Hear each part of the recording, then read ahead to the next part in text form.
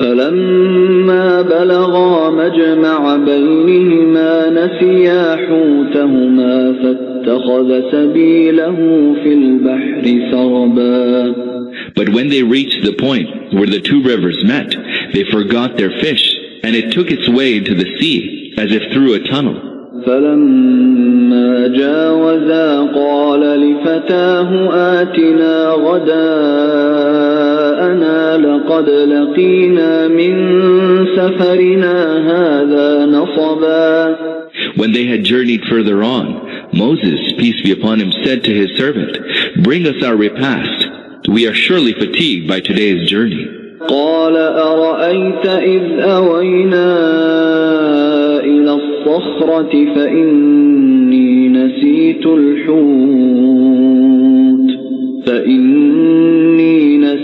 الحوت وما أنسانيه إلا الشيطان أن أذكره واتخذ سبيله في البحر عجبا. The servant said, "Did you see what happened? When we betook ourselves to the rock to take rest, I forgot the fish, and it is only Satan who caused me to forget to mention it to you, so that it made its way into the sea in a strange manner." قال ذلك ما كنا نبغي فارتدا على آثارهما قصصا. Moses, peace be upon him, said, "That is what we were looking for." So the two turned back, retracing their footsteps. 58. That is, the same was the sign of the place of our destination. This shows that Prophet Moses, peace be upon him, had taken this journey at Allah's behest to meet his servant. He had been told that he would meet the servant at the place where the fish would disappear. 59. فوجدا عبدا من عبادنا آتيناه رحمة من عندنا وعلمناه من لدنا علما. And there they found one of our servants upon whom we had bestowed our mercy, and to whom we had imparted a special knowledge from ourselves.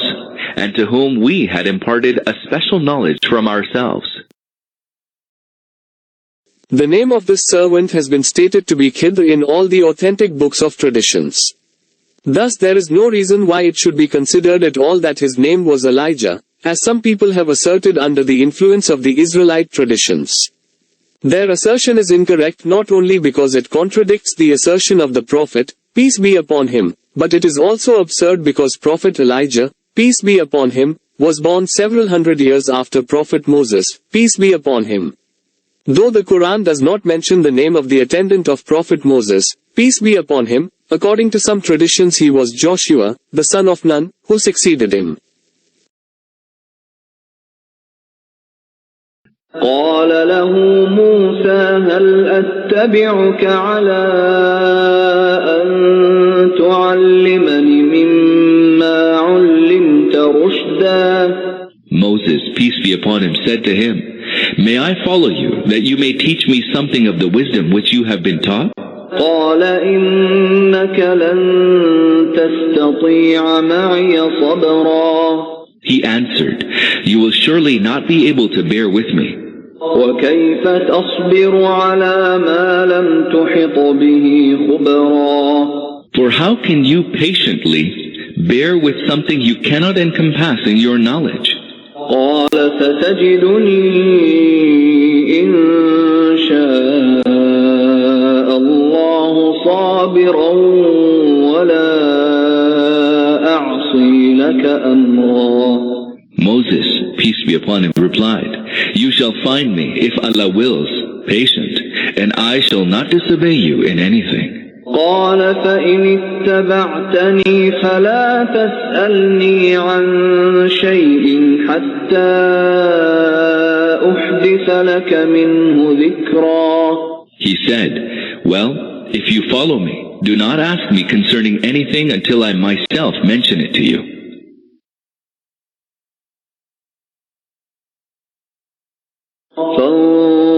فانطلقا حتى إذا ركبا في السفينة خرقها قال أخرقتها لتغرق أهلها لقد جئت شيئا إمرا. Then the two went forth until, when they embarked on the boat, he made a hole in it. Whereupon Moses exclaimed, "Have you made a hole in it so as to drown the people in the boat? You have certainly done an awful thing." قال ألم أقل إنك لن تستطيع معي صبرا. He replied, "Did I not tell you that you will not be able to patiently bear with me?" قال لا تؤاخذني بما نسيت ولا ترهقني من أمري عسرا. Moses, peace be upon him, said, "Do not take me to task at my forgetfulness, and do not be hard on me." فانطلقا حتى إذا لقيا غلاما فقتله قال أقتلت نفسا زكية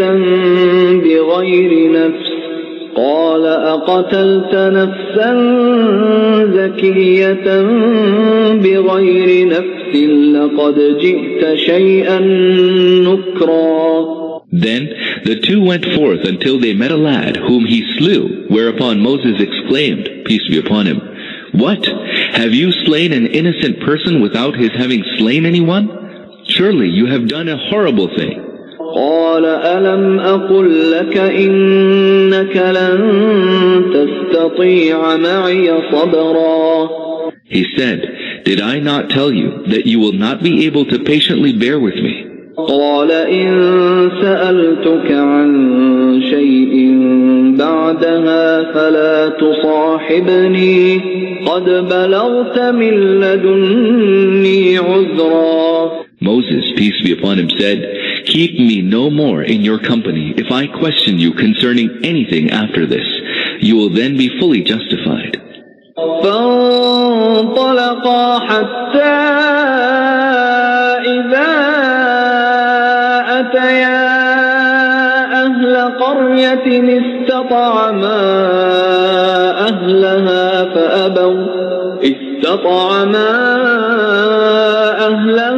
فأبوا أن يضيفوهما فوجدا فيها جدارا يريد أن ينقض فأقامه قال لو شئت لاتخذت عليه أجرا. Then the two went forth until when they came to a town, they asked its people for food, but they refused to play host to them. They found in that town a wall that was on the verge of tumbling down, and he buttressed it. Whereupon Moses, peace be upon him, said, "If you had wished, you could have received payment for it." قال هذا فراق بيني وبينك سأنبئك بتأويل ما لم تستطع عليه صبرا. He said, "This brings me and you to a parting of ways. Now I shall explain to you the true meaning of things about which you could not remain patient." أما السفينة فكانت لمساكين يعملون في البحر فأردت أن أعيبها وكان وراءهم ملك يأخذ كل سفينة غصبا. As for the boat, it belonged to some poor people who worked on the river, and I desired to damage it, for beyond them lay the dominion of a king who was wont to seize every boat by force. وَأَمَّا الْغُلَامُ فَكَانَ أَبَوَاهُ مُؤْمِنَيْنِ فَخَشِينَا أَن يُرْهِقَهُمَا طُغْيَانًا وَكُفْرًا. As for the lad, his parents were people of faith, and we feared lest he should plague them with transgression and disbelief. فأردنا أن يبدلهما ربهما خيرا منه زكاة وأقرب رحما. And we desired that their Lord should grant them another in his place, a son more upright and more tender-hearted. وأما الجدار فكان لغلامين يتيمين في المدينة وكان تحته كنز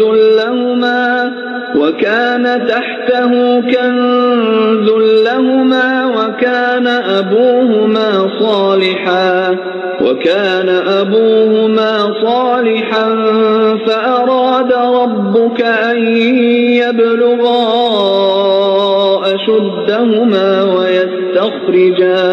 ويستخرجا كنزهما رحمة من ربك وما فعلته عن أمري ذلك تأويل ما لم تسطع عليه صبرا. As for the wall, it belonged to 2 orphan boys in the city, and under it there was a treasure that belonged to them. Their father was a righteous man, and your Lord intended that they should come of age, and then bring forth their treasure as a mercy from your Lord.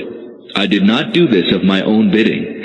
This is the true meaning of things with which you could not keep your patience. 60. In connection with this story, a very hard problem arises to which an answer must be found. 2 of the 3 things done by Khidr are obviously against those commandments of the law which have always been in force since the creation of man. No law allows anyone the right to damage the property of another and kill an innocent person. So much so that if a man were to know by inspiration that some usurper would illegally seize a certain boat, and that a certain boy would be involved in a rebellion and unbelief, even then no law, sent down by Allah, makes it lawful that one should bore a hole in the boat and kill the innocent boy by virtue of his inspiration. If in answer to this, one were to say that Khidr committed these 2 acts by the commands of Allah, this does not solve the problem, for the question is not this, by whose command did Khidr commit these acts, but it is this, what was the nature of these commands? This is important because Khidr did these acts in accordance with divine command, for he himself says that these acts of his were not done by his own authority, but were moved by the mercy of Allah, and Allah himself has testified this by saying, we gave him a special knowledge from ourselves. Thus it is beyond any doubt that these acts were done by the command of Allah, but they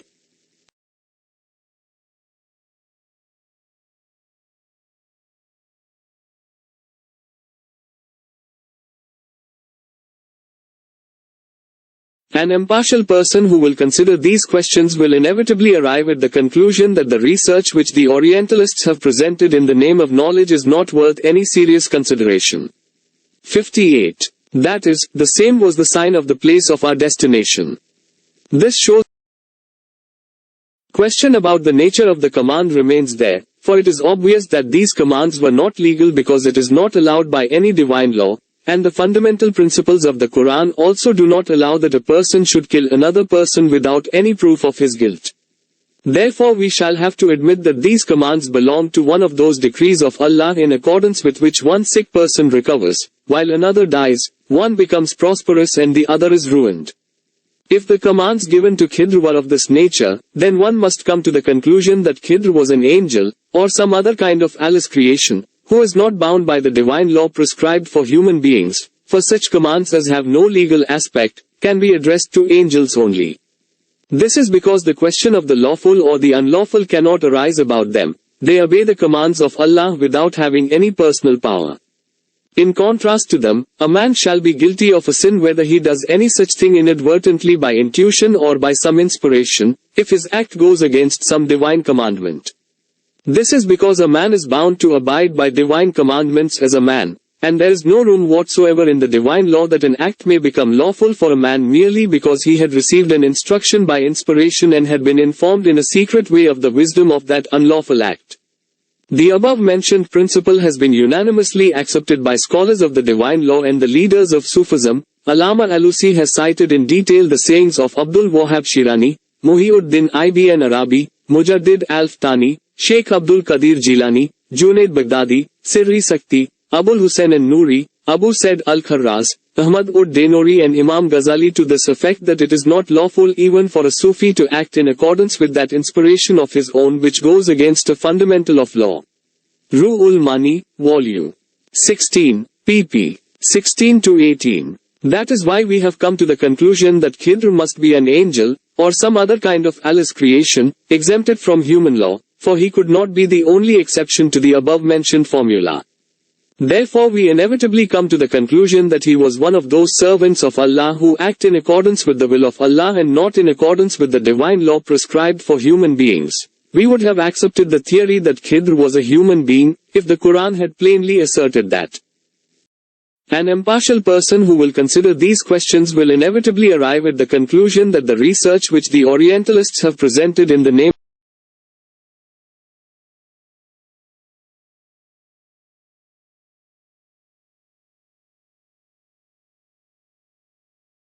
that the servant to whom Prophet Moses, peace be upon him, was sent for training, was a man. But the Quran does not specifically say that he was a human being but says that he was one of our servants, which does not show that he was necessarily a human being. Besides this, there is no tradition which specifically says that Khidr was a human being.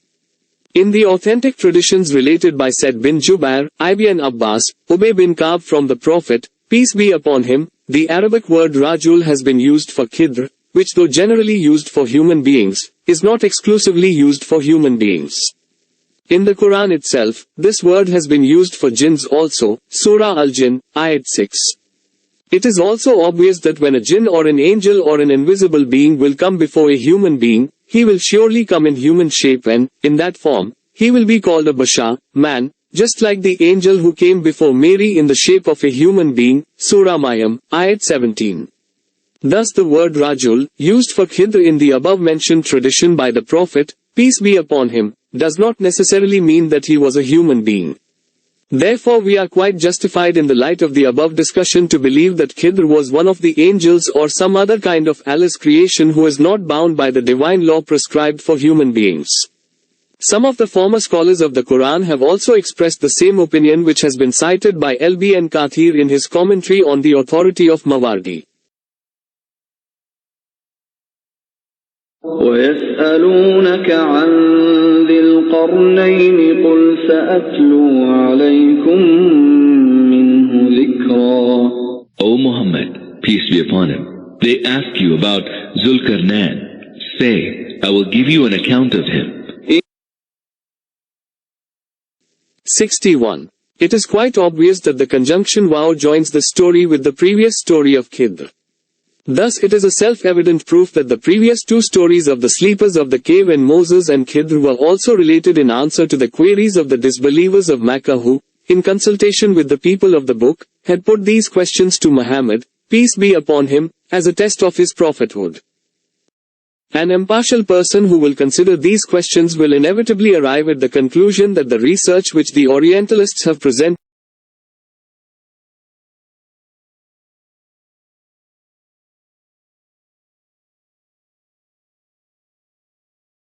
62. The identification of Zulkarnain has been a controversial matter from the earliest times. In general, the commentators have been of the opinion that he was Alexander the Great, but the characteristics of Zulkarnain described in the Quran are not applicable to him. However, now the commentators are inclined to believe that Zulkarnain was Cyrus, an ancient king of Iran. We are also of the opinion that probably Zulkarnain was Cyrus, but the historical facts, which have come to light up to this time, are not sufficient to make any categorical assertion. Now let us consider the characteristics of Zulkarnain in the light of his story as given in the Quran.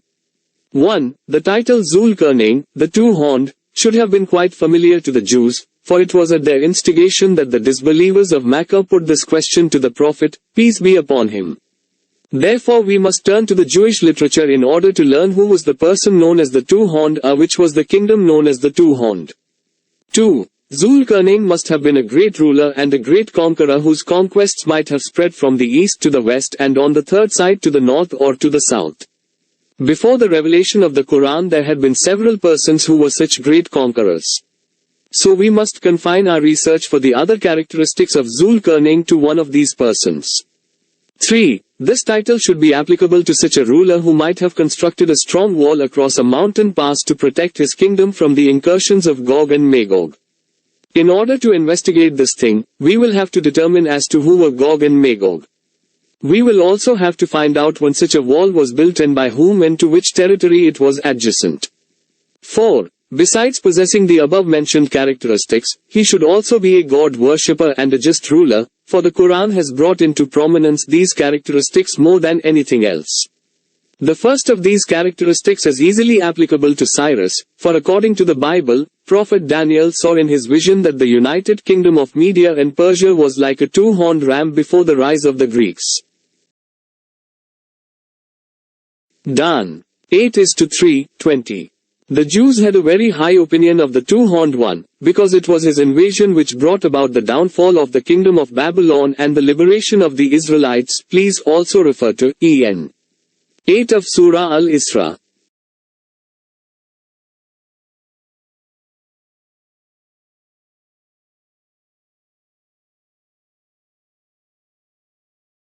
The second characteristic is applicable to him to a great extent but not completely.